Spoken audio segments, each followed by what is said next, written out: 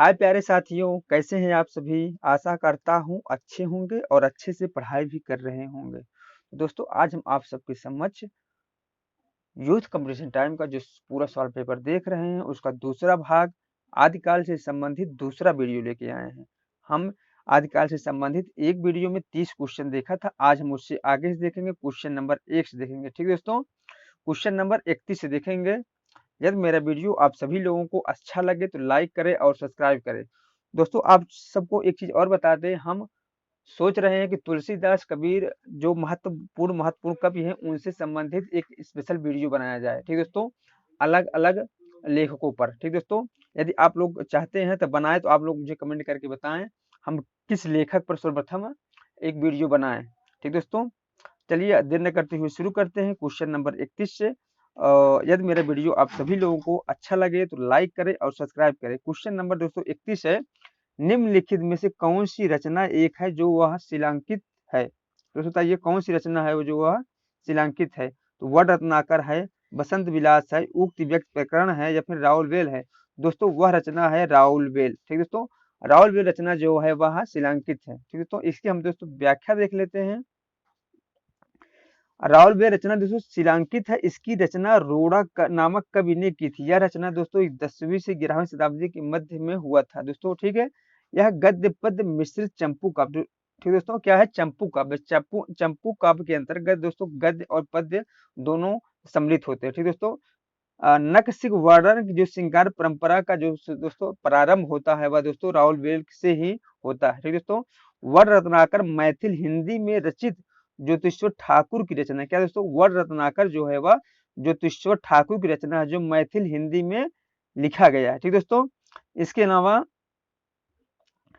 दोस्तों ये वर रत्नाकर को गद्य की प्रथम रचना माना जाता है। दोस्तों क्या कहता था, गद्य की प्रथम रचना मैथिल भाषा में माना जाता है। इसका ढांचा जो है वह दोस्तों विश्व कोशात्मक है। दोस्तों ये पूछता है कि वर रत्नाकर का जो ढांचा है वह कैसा है, विश्व कोशात्मक है। ठीक दोस्तों, उक्त व्यक्त प्रकरण जिसको रचना किया है वह है दामोदर शर्मा, इनके द्वारा रचित यह एक व्याकरण ग्रंथ है। दोस्तों क्या है, उक्त व्यक्त प्रकरण एक व्याकरण ग्रंथ है। वर रत्नाकर जो है वह है विश्व कोशात्मक, और जो दोस्तों राउलवेल है वह दोस्तों एक चंपू काव्य है या फिर शिलांकित रचना है। ठीक दोस्तों, चलिए क्वेश्चन नंबर दोस्तों हम लोग देखते हैं 32। क्वेश्चन नंबर 32 दोस्तों क्या है, आदिकालीन साहित्य से संबंधित इनमें से कौन सा कथन सही नहीं है। दोस्तों आदिकालीन साहित्य से संबंधित एक कथन है जो सही नहीं है। दोस्तों बताइए, ऑप्शन ए है दोहा आदिकालीन अपभ्रंश साहित्य का प्रमुख छंद है। तो दोस्तों बिल्कुल सही है, दोहा जो है आदिकालीन साहित्य का प्रमुख छंद है। ऑप्शन नंबर दोस्तों बी, दोहा कोश और चर्या गीतों की भाषा शैली में अंतर नहीं है। तो दोस्तों ये ऑप्शन गलत हो जाएगा, क्योंकि दोहा कोश और चर्या गीतों में अंतर पाया जाता है। तो दोस्तों इसलिए ऑप्शन नंबर दोस्तों बी ही सही हो जाएगा। और ऑप्शन देख लेते हैं, चर्यापद एक प्रकार के गीत होते हैं जो समानता अनुष्ठान के समय गाए जाते हैं। दोस्तों बिल्कुल सही है। आदिकालीन बौद्ध सिद्धों ने दोहा कोशों के साथ साथ चर्यापदों की रचना की है। दोस्तों ये भी बिल्कुल ठीक है। चलिए दोस्तों इसकी हम लोग व्याख्या देख लेते हैं। इसकी व्याख्या क्या है, दोहा कोशों और चर्या गीतों की भाषा शैली में कोई अंतर नहीं है, यह कथन दोस्तों बिल्कुल गलत है। ठीक दोस्तों, क्या है दोस्तों, यह कथन बिल्कुल गलत है। जबकि दोहा आदिकालीन अपभ्रंश साहित्य का छंद है। ठीक दोस्तों, चर्यापद एक प्रकार के गीत होते हैं जो समानता अनुष्ठान के समय गाए जाते हैं। आदिकालीन बौद्ध सिद्धों ने दोहा कोशों के साथ साथ चर्यापद की रचना भी की है। ये सभी आदिकालीन संबंधित कथन मतलब जो है रचनाएं हैं। तो दोस्तों ठीक है ना। चलिए क्वेश्चन नंबर दोस्तों हम लोग 33 देखते हैं। क्वेश्चन नंबर 33 क्या है, रचना और रचनाकार की दृष्टि से कौन सा विकल्प है जो सुनियमित नहीं है। तो दोस्तों हम सुनियमित नहीं है। ऑप्शन ए है प्रबंध चिंतामणि विनय चंद्र सूरी का है। दोस्तों ये विनय चंद्र सूरी का नहीं है। ठीक दोस्तों, यह किसका है, मृत्युंग का है। ठीक दोस्तों, जबकि पाहुर दुआ राम सिंह का दोस्तों बिल्कुल सही है। नेमिनाथ चरऊ जो हरिभद्र सूरी का दोस्तों ये भी सही है। भविष्य का जो अधनपाल का है दोस्तों यह भी बिल्कुल सही है। दोस्तों इसलिए ऑप्शन नंबर दोस्तों इसमें ए सही हो जाएगा। दोस्तों चलिए इसकी हम लोग व्याख्या देख लेते हैं। तो दोस्तों प्रबंध चिंतामणि जो है वह मीर तुंग का है। पाहुर दोहा जो राम सिंह का है। नेमिनाथ चरऊ जो है वह हरिभद्र सूरी का है। भविष्य कहा जो है धनपाल का है। नेमिनाथ चौपई जो है वह है विनय चंद्र सूरी का। ठीक दोस्तों, चलिए क्वेश्चन नंबर दोस्तों हम लोग आगे देखते हैं, क्वेश्चन नंबर 34 देखते हैं। क्वेश्चन नंबर 34 क्या है, जस हर चरयु के लेखक कौन है? तो दोस्तों जस हर चरयु के लेखक हैं पुष्पदंत। दोस्तों ऑप्शन नंबर 20 सही हो जाएगा। इसकी हम दोस्तों व्याख्या देख लेते हैं हम लोग।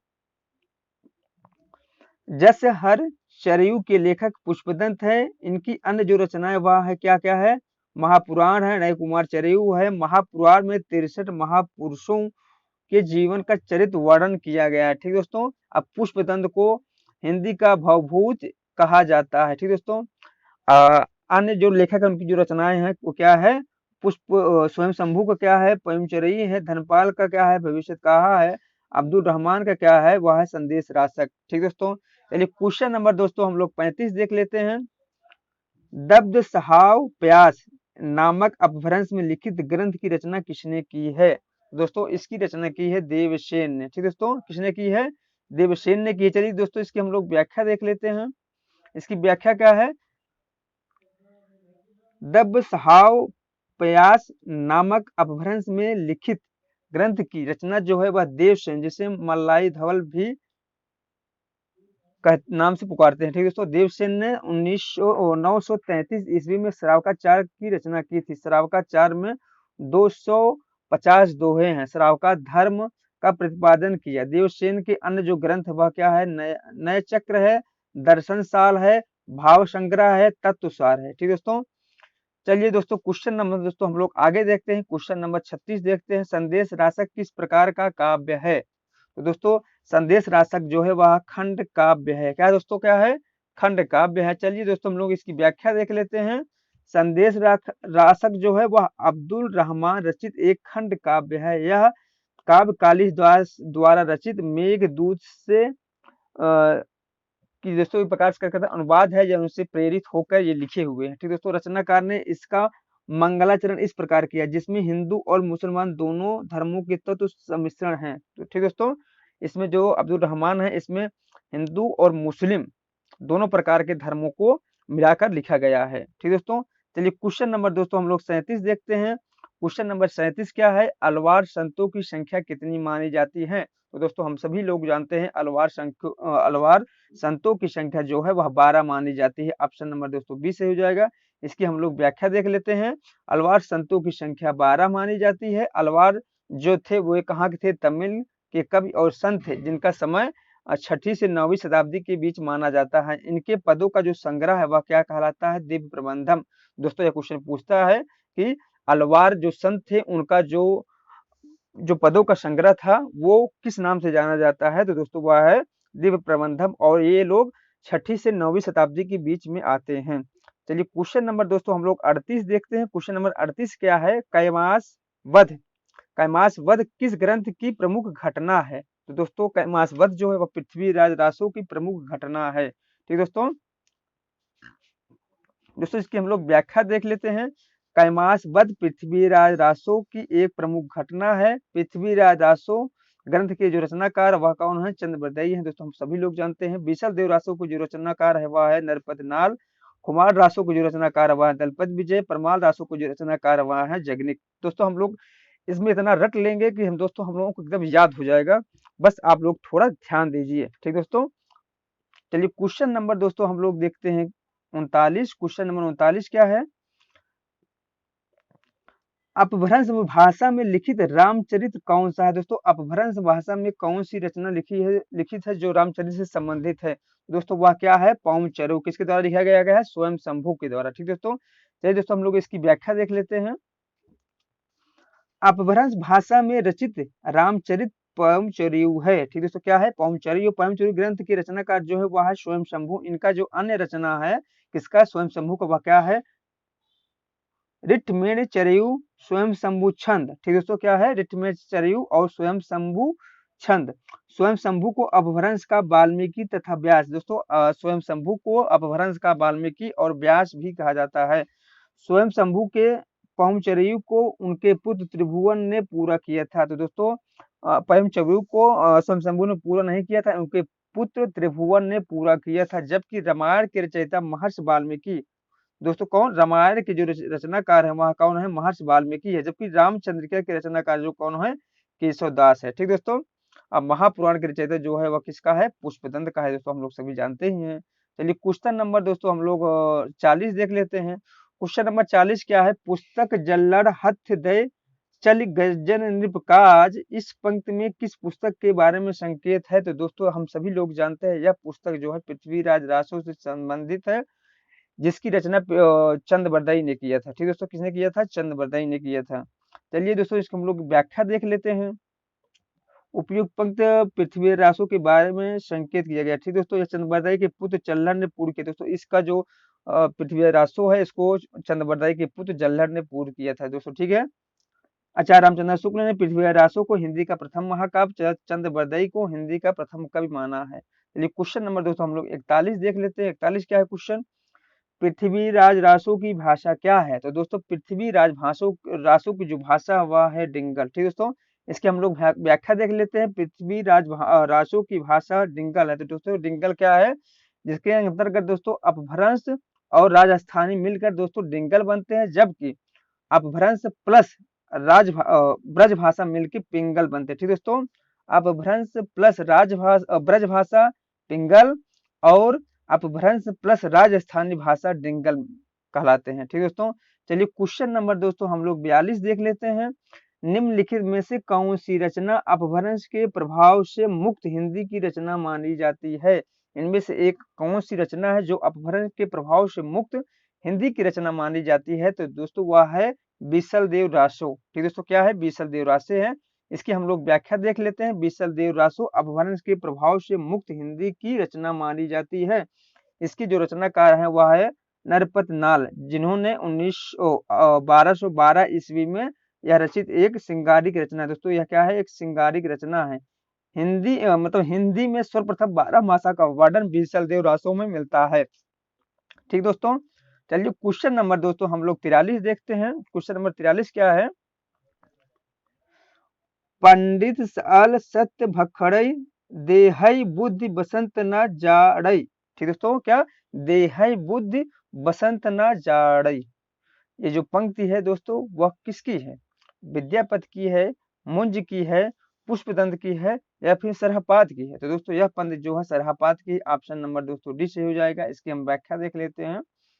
तो दोस्तों व्याख्या में कुछ नहीं है, चलिए हम आगे देखते हैं। क्वेश्चन नंबर 44 देखते हैं। क्वेश्चन नंबर 44 क्या है, आल्हा और उदल नामक वीर सरदारों की वीरतापूर्ण जो लड़ाइयों का वर्णन किया गया है वह किस ग्रंथ में किया गया है। दोस्तों हम सभी लोग जानते हैं परमाल रासो में किया गया है, जिसको हम दोस्तों आल्हा खंड के नाम से भी जानते हैं। ठीक दोस्तों, चलिए दोस्तों हम लोग इनकी व्याख्या देख लेते हैं।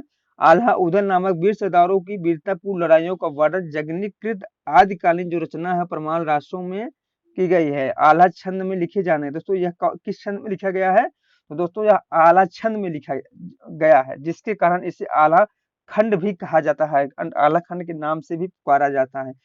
इस छंद में वीर छंद की प्रधानता मतलब वीर छंद भी कहते हैं इसे। ठीक दोस्तों, यह 31 मात्राओं वाला छंद है। दोस्तों यह जो है वीर छंद जो है 31 मात्राओं वाला छंद है, युद्ध में योद्धाओं का जोश बढ़ाता है। जो दोस्तों 31 मात्राओं वाला छंद है, यह युद्ध में योद्धाओं को जोश बढ़ाने में सहायक साबित होता है। आल्हा खंड को सर्वप्रथम 1865 ईस्वी में फर्रुखाबाद के जो तत्कालीन जिला न्यायाधीश थे चार्ल्स इलियट ने दोस्तों इसे प्रकाशित करवाया था। ठीक दोस्तों, चलिए क्वेश्चन नंबर दोस्तों हम लोग 45 देख लेते हैं।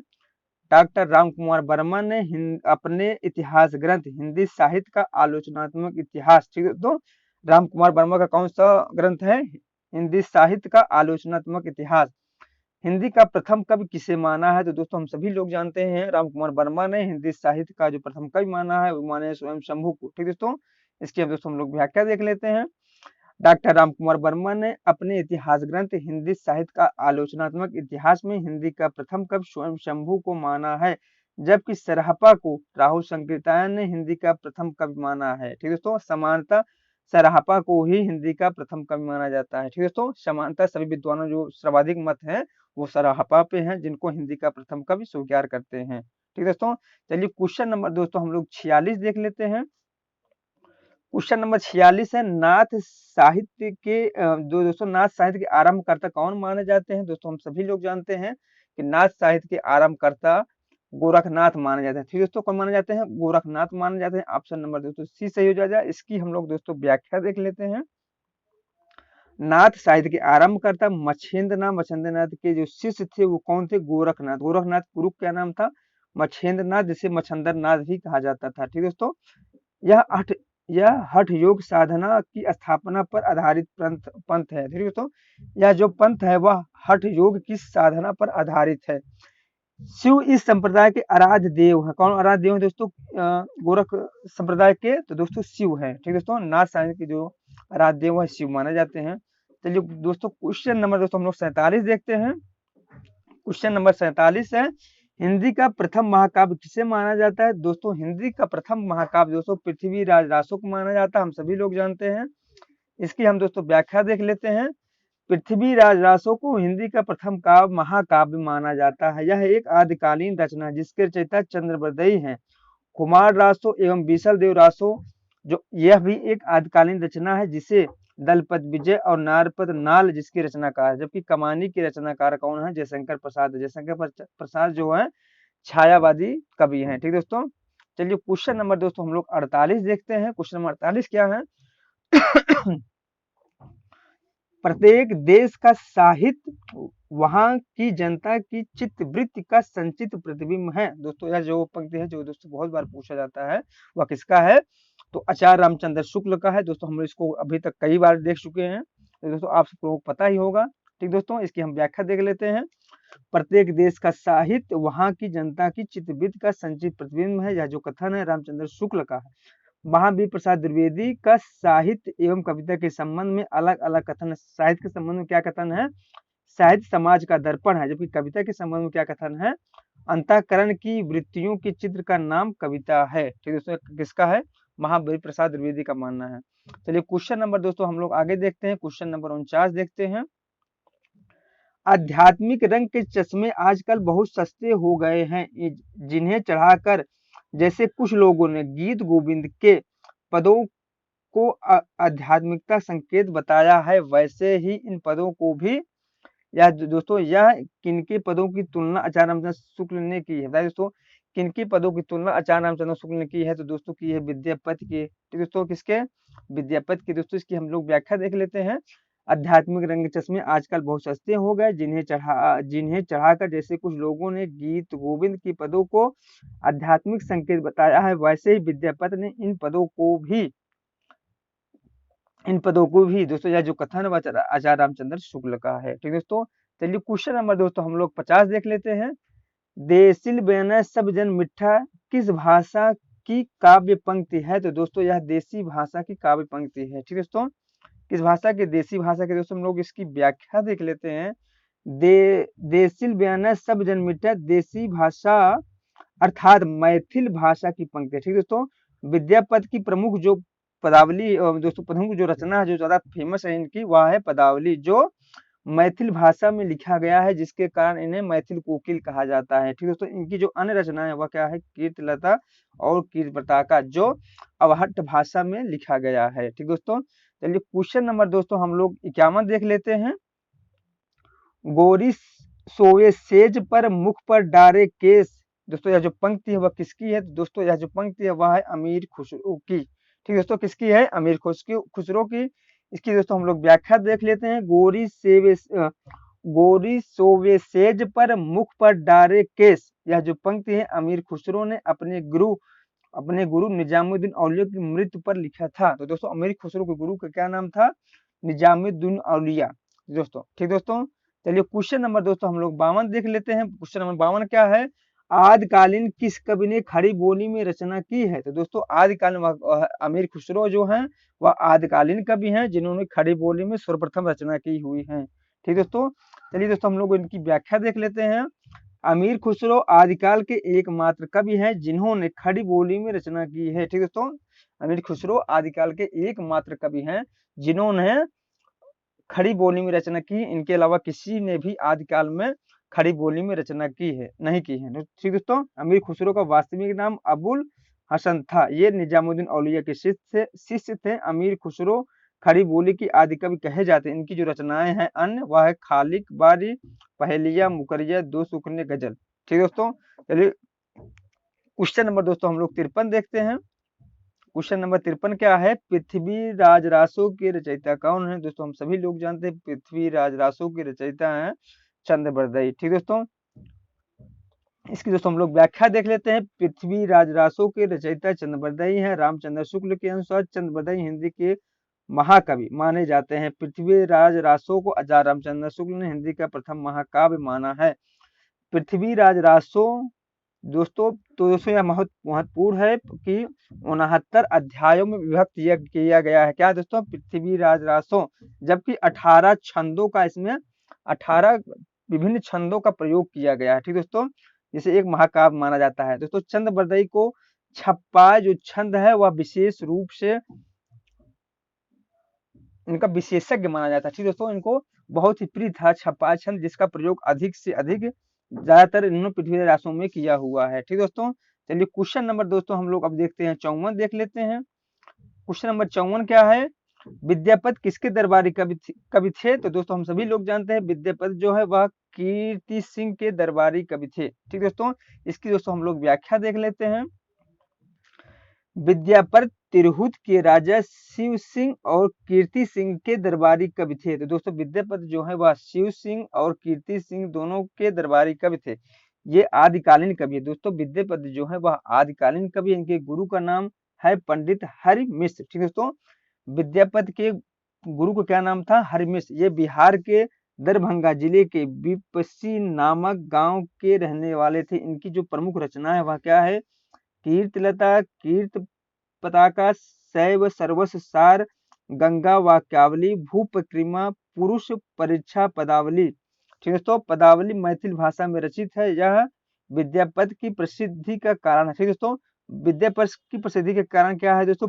पदावली है जो मैथिल भाषा में रची गई है। ठीक दोस्तों, बच्चन सिंह ने विद्यापति को जाति कवि कहा है। ठीक दोस्तों, यह क्वेश्चन पूछता है जाति कवि किसे कहा जाता है? दोस्तों जाति कवि जो है विद्यापति को कहा जाता है। तो विद्यापति को किसने जाति कवि कहा है? तो दोस्तों विद्यापति को बच्चन सिंह ने जाति कवि कहा है। यह दोस्तों क्वेश्चन कई बार पूछा है एग्जामों में कि विद्यापति को जाति कवि किसने कहा है? तो दोस्तों बच्चन सिंह ने कहा है। चलिए क्वेश्चन नंबर दोस्तों हम लोग 54 देखते हैं।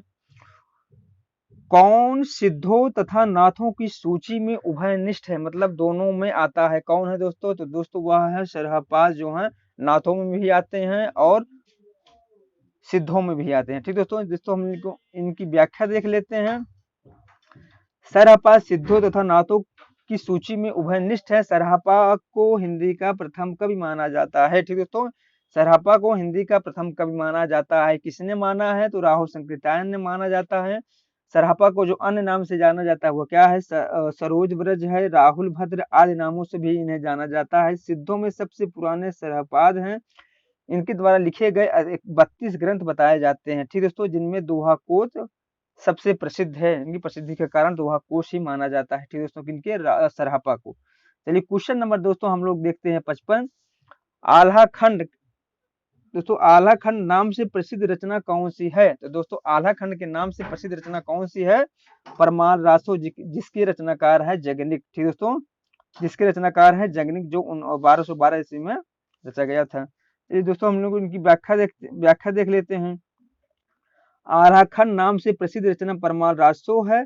परमार रासो को जो रचनाकार हुआ है जगनिक। परमार रासो आल्हा उदल नामक दो सरदारों की वीरता का वर्णन किया गया है। ठीक दोस्तों, आल्हा और उदल में दो सरदारों की वीरता का वर्णन किया गया है। आल्हाखंड को सर्वप्रथम दोस्तों आल्हाखंड को सर्वप्रथम 1865 ईस्वी में फर्रुखाबाद के जो तत्कालीन न्यायाधीश से कौन थे? चार्ल्स इलियट ने इसे सर्वप्रथम प्रकाशित करवाया था। किस ईस्वी में दोस्तों?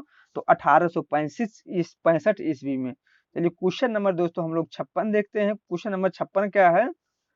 12 बरस लो कुकर जियो और 16 लो जियो सियार। दोस्तों यह जो पंक्ति है वह किसकी है? तो दोस्तों यह पंक्ति है जगनिक की। किसकी है दोस्तों? जगनिक की है। दोस्तों हम लोग इसकी व्याख्या देख लेते हैं। 12 बरस लो कुकर जियो और 16 लो जियो सियार, जगनिक की यह पंक्ति है। यह पंक्ति जगनिक विरचित परमार रासो है। ठीक दोस्तों, यह परमार रासो में रचित है। ठीक दोस्तों, परमार रासो में आल्हा और उदल नामक दो सरदारों की वीरता का वर्णन किया गया है। ठीक दोस्तों, आगे हम लोग देख ही चुके हैं चलिए क्वेश्चन नंबर दोस्तों हम लोग 57 देखते हैं। किस कवि को मैथिल कोकिल कहा जाता है? दोस्तों हम सभी लोग जानते हैं विद्यापति को मैथिल कोकिल कहा जाता है, इसलिए ऑप्शन नंबर दोस्तों ये सही हो जाएगा। चलिए क्वेश्चन नंबर दोस्तों हम आगे देखते हैं। क्वेश्चन नंबर दोस्तों हम लोग 58 देखते हैं। क्वेश्चन नंबर 58 क्या है? चंद्रबरदई जो है वह किस राजा के दरबारी कवि थे? तो दोस्तों चंद्रबरदई जो है पृथ्वीराज चौहान के दरबारी कवि थे। कहाँ थे दोस्तों? पृथ्वीराज चौहान के दरबारी कवि थे। दोस्तों हम लोग इनकी व्याख्या देख लेते हैं। चंद्रबरदई पृथ्वीराज चौहान के दरबारी कवि थे। रीतकालीन कवि बिहारी लाल जो है वह थे जय सिंह के दरबारी कवि थे। दोस्तों ठीक दोस्तों, चंद्रबरदई ने पृथ्वीराज रासो की रचना की, हम लोग इसको जानते ही हैं। दोस्तों क्वेश्चन नंबर 59 है। नाथों की कुल संख्या कितनी मानी जाती है? दोस्तों हम सभी लोग जानते हैं नाथों की संख्या 9 मानी जाती है, ऑप्शन नंबर ए सही हो जाएगा। चलिए क्वेश्चन नंबर दोस्तों हम लोग 60 देखते हैं और आज का लास्ट क्वेश्चन देखते हैं। ठीक दोस्तों, क्वेश्चन नंबर 60 क्या है? रानी केतकी की कहानी के रचनाकार कौन है? तो दोस्तों रानी केतकी की कहानी के रचनाकार है इंसा अल्लाह खां। दोस्तों हम लोग इसकी व्याख्या देख लेते हैं दिए गए विकल्पों में। रानी केतकी की कहानी की रचनाकार जो है वह इंसा अल्लाह खां है। इनका रानी की केतली की कहानी के एक अन्य नाम है, वह क्या है? उदयभान चरित्र। ठीक दोस्तों, चंद्रधर शर्मा गुलेरी ने रचना जो इनकी जो रचना है वह है कछुआधर मारे से मोह कुंठाव। ठीक दोस्तों, प्रेमचंद की रचना जो है वह है सेवा सदन, करबला, प्रेम की वेदी, गबन आदि। ठीक दोस्तों, लल्लू लाल की जो रचना है लल्लू लाल जी उर्दू को यामनी भाषा कहते हैं। दोस्तों लल्लू लाल जी जो है वो उर्दू को क्या कहते हैं? यामनी भाषा कहते हैं। उन्होंने प्रेम सागर की रचना करते समय यामनी भाषा को छेड़ने की बात कही हुई है। ठीक दोस्तों, ठीक है दोस्तों, ये वीडियो दोस्तों यहीं समाप्त हो रहा है। इसके आगे हम कल वीडियो लेके आएंगे। दोस्तों हम एक बार फिर बता दें, आप लोग मुझे कमेंट करके बताइएगा हम कौन से कवि पे जो आपको अच्छा लगे, जो कवि तुलसी, कबीर, मीराबाई, अन्य जो कवि हैं, सूरदास हैं, किन पे हम एक वीडियो बनाए स्पेशल करके। हम दोस्तों स्पेशल करके वीडियो बनाएंगे हर कवि पे।